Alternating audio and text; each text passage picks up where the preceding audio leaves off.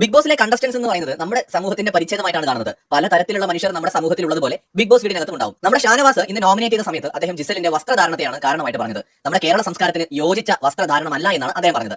അദ്ദേഹത്തെ ഞാൻ തെറ്റു പറയുന്നില്ല, കാരണം അദ്ദേഹത്തെ പോലെ ചിന്തിക്കുന്ന മനുഷ്യന്മാരും നമ്മുടെ നാട്ടിലുണ്ട്. അവരും ഒരു റിയാലിറ്റിയാണ്. വസ്ത്രധാരണത്തിൽ കുഴപ്പം കാണുന്ന ആൾക്കാരുണ്ട്. അത് ഷാനവാസിന്റെ തെറ്റല്ല. അദ്ദേഹം ജീവിക്കുന്ന സമൂഹത്തിൽ അദ്ദേഹത്തിന്റെ ചുറ്റുപാടും അങ്ങനത്തെ ഒരു കാഴ്ചപ്പാടുള്ള മനുഷ്യർ ജീവിക്കുമ്പോൾ സ്വാഭാവികമായി അദ്ദേഹവും അങ്ങനെ ചിന്തിക്കാം. പക്ഷേ അദ്ദേഹത്തിന്റെ കാഴ്ചപ്പാട് ശരിയാണോ എന്ന് ചോദിച്ചാൽ തെറ്റാണ്. വസ്ത്രധാരണം എന്ന് പറയുന്നത് ഓരോരുത്തരുടെയും വ്യക്തിപരമായ സ്വാതന്ത്ര്യമാണ്.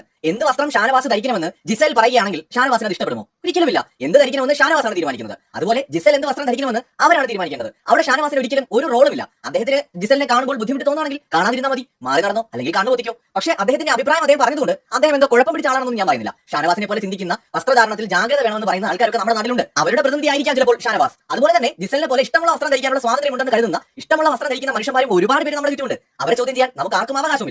ഇനി കേരളത്തിന്റെ തനതായ വസ്ത്രം എന്താണ്? കേരള സംസ്കാരത്തിന്റെ വസ്ത്രം എന്താണ്? നമ്മുടെ കേരളത്തിന്റെ ചരിത്രം എന്നാണ് തുടങ്ങുന്നത്? 50 വർഷം മുമ്പാണോ, 100 വർഷം മുമ്പാണോ, അതോ 1000 വർഷം മുമ്പാണോ?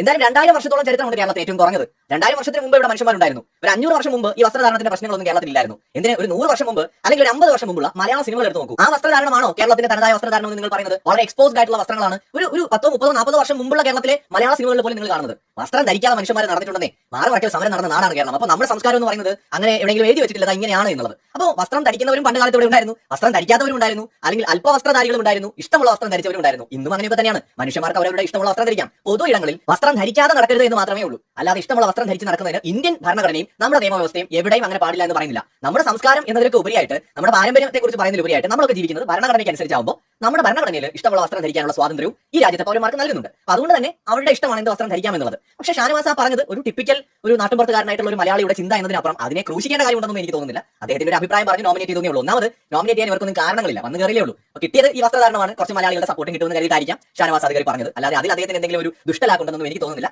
അതിലുപരിയായിട്ട് നല്ലൊരു കണ്ടസ്റ്റന്റ് ആയിട്ടാണ് ഈ ഘട്ടത്തിൽ തോന്നുന്നത്. കൂടുതൽ ലൈവ് അപ്ഡേറ്റുകളുമായി വീണ്ടും വരാം.